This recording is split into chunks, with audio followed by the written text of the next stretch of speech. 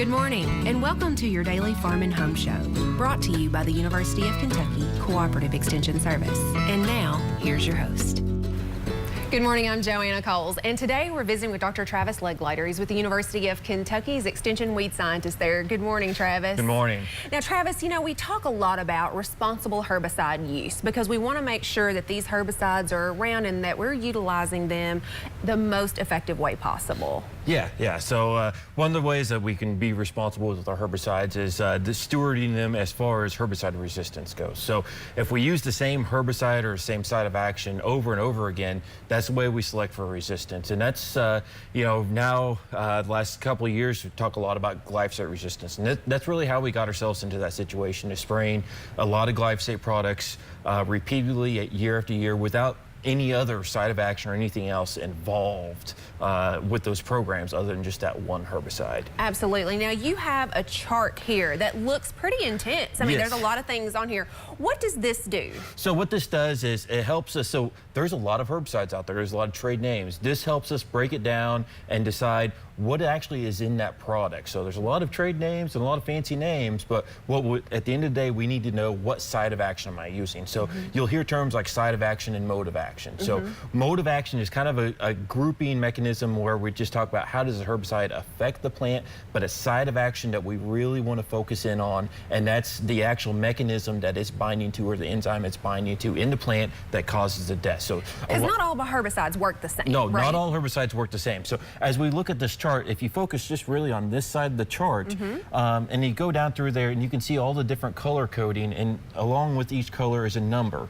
And each number is a different group or a different site of action. And so that's a unique site of action. So if we select resistance for that site of action, the other side of actions will work, but within that side of action, if there's another herbicide within there, if we have resistance to that, the other herbicide's still probably not going to work if we've already selected a resistance for that. So, and then the other reason why we really want to use this is, like, for example, if you look here in the red section, these group 2s, ALS inhibitors, you can see that's a pretty long list of products. Right. And a lot of our products have group 2s in them, which is fine. They work against a lot of weeds, but we also have a lot of ALS resistant weeds. So if you know you have an ALS resistant weed, if you're spraying a product with the group 2, that's probably not an effective site of action against that herbicide. So, and a lot of times we'll say, well, I didn't use that particular product, I used a different product. But if it's in the same grouping, what you're saying is...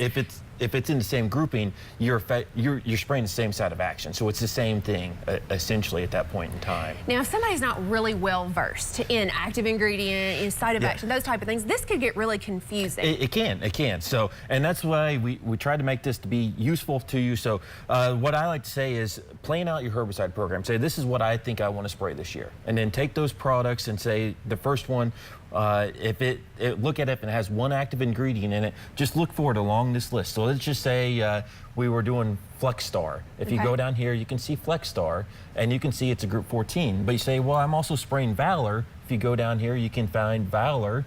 Okay, well, it's a different herbicide. It's a different trade name. It's actually a different active, but it's still group 14. So if you're spraying those two, you're still spraying 2 group 14s, and that's when you say, okay, I need to involve some other side of action. That's when you go back and look to see what else is a possibility on this list. The other way we use this chart is on this half over here. These are all the premixes. A lot of our herbicides have multiple active ingredients, and if they have that, just look for the trade name. It's in alphabetical order, which makes it really nice.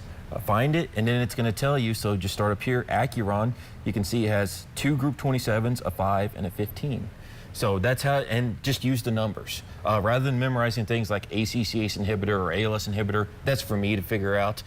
Just use the numbers. I have a group 2, I have a group 5, a group 27, and just look at how many different groups you have in your program and say, is this a diverse program, or am I using a lot of the same group number? And so this is going to take a little bit of prior planning. It does. Sitting down with this. Yeah, and you really have to it. sit down and think about it. And you know, a lot of times, you know, guys they're talking to their chemical guys, their sales guys. Sit down with those guys with this chart, and all those guys will have this chart, and just say, I want a diversified program that has multiple sites of action in it. Yeah, because we are running into some resistant issues, and this will help us be responsible to hopefully be able to avoid some of those in the future. Yeah, because ideally we have multiple sites of action. 3 or 4 within a soybean season is wonderful. It's what we really want to see. Well, we certainly appreciate the information, and make it easy for us. Color code, numbers, and you can find this this herbicide classification chart, or if you'd like more information, you can contact your local extension office and we'd be happy to help. And if we don't know the answers, we can certainly contact Dr. Legleiter and get your help with that. So we appreciate you watching the Farm and Home Show, and have a great day.